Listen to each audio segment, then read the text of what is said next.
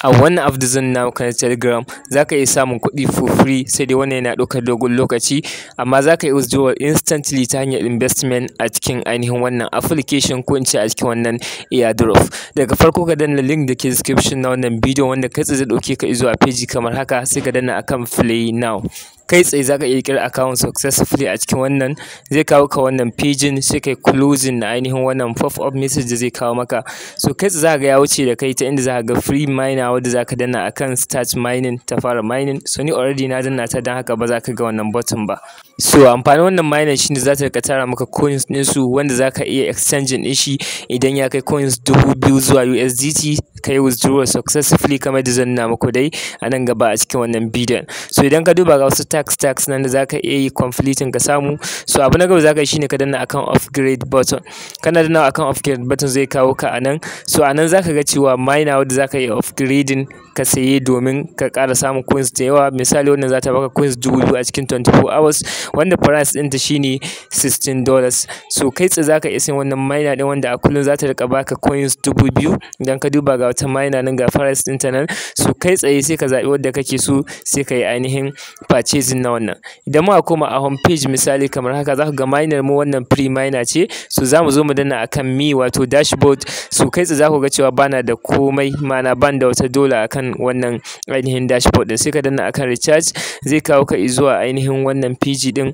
Abinda za ka yi shine sai ka zaɓi currency ɗin da kake so ka yi charging akan su. Akwai irin su BIP20, TRC20, sai ka zaɓi duk wanda kake so. So ni zan zaɓi BIP20, zai kawo ka wannan pagin, sai kai copy na wallet address. Kana yi copy na wallet address, za ka je ka turo USDT ka ta wannan wallet address ɗin, ka tabbatar currency ɗin da ka zaɓa shine za ka turo. Bayan ka kammala turowa sai ka zo ka danna akan wannan button na recharge complete. Za ka ga yana maka cewa recharging yayi success kamar haka. So idan ka koma za ka ga cewa automatically ka yi upgrading na wannan miner naka. Misali idan na koma za ku ga cewa miner ta yi upgrading wanda a duka awa ɗaya za ta bani 84 coins ɗinsu, wanda a cikin 24 hours zan samu coins guda 2000, wanda wannan coins ɗin zan iya canza shi zuwa dollars kamar yadda kuke gani. So already a yanzu ina da ainihin coins ɗinsu guda 2000, don haka zan je in nuna muku yadda ake yin withdrawal. Daga farko za ka zo ka danna akan wannan button wanda aka yi sunan coins ɗin nasu /USDT. Daga nan sai ka danna shi, za ka ga wurin redeeming, wurin za ka yi conversion ɗin shi zuwa dollar kenan. Sai ka zaɓi all, daga nan sai ka danna akan confirm. Za ka ga ya canza zuwa dollar successfully. Idan na koma akan dashboard kamar haka, za ku ga cewa gashi nan ya koma akan dollar, wato akan wannan wallet din. Da haka kai tsaye za mu iya zuwa mu danna akan withdraw. Bayan ka danna akan withdraw zai kawo maka wannan cewa kai setting na password, login password da kuma security password. Login password shine password na login ɗinka, security password kuma password ne wanda za ka yi amfani da shi domin withdrawal. Da haka za ka zo ka saka su, za ka iya saka iri ɗaya kuma za ka iya bambantawa. Bayan ka kammala sakawa sai ka danna akan confirm. Kana dannawa akan confirm zai wuce da kai zuwa wannan pagin. Daga farko ka je ka yi copy na wallet address da za ka yi amfani da shi domin withdrawal. Ka tabbatar ka yi amfani da BIP20. So da haka zan koma a cikin Bybit in yi copy na wallet address na BIP20, sai in zo in saka amount ɗin zai withdrawal. In this case kun ga amount ɗin da zan saka shine wannan. Daga nan sai in zo in yi pasting na wannan wallet address ɗin. Bayan na pasting na wannan wallet address ɗin, zan zo in saka password ɗina kamar haka, sai in yi confirming na ainihin wannan withdrawal ɗin. Za ku ga yana cewa withdrawal success. So kamin a ce na zo na duba a Bybit akan withdrawal ɗina, zan iya zuwa in danna akan team kamar haka.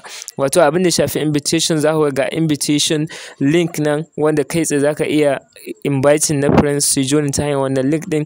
Sannan idan ka duba za ka ga akwai level 1, level 2, level 3, kowanne kuma da irin percentage ɗin za su iya baka idan ka gayyace mutum akan wannan level ɗin. Da haka sai kai copy na link naka kai sharing zuwa ga yan uwa, duk wanda ya amfani da shi za ka samu 15% commission idan level 1 ne, level 2 2%, level 3 kuma za ka samu 1%. Okay, to a yanzu bari mu koma a cikin ainihin Bybit. Idan muka duba za mu ga cewa withdrawal namu yana akan pending. So idan na danna shi kai tsaye za ku ga gashi nan kai tsaye withdrawal ɗinmu na dololin da muka yi gashi nan yana akan pending. So amma idan muka duba a nan bai kai $2 ba. Me yasa haka? So idan muka koma a cikin website ɗin za ku ga cewa suna cire 8% charges na duk withdrawal ɗin da za ka yi, wanda ya kai daga $2 zuwa $99. So za su cire 2%, 8% a matsayin charges. Wannan shine yasa kuka ga bai kai $2 ba daga abin da muka yi withdrawal na farko kenan. So kamar da muka san da irin waɗannan sites ɗin ba sa ɗaukar dogon lokaci. So amma yanda ake amfani da su kenan. Kada dai ku manta da subscribing, liking da kuma sharing. Nagode.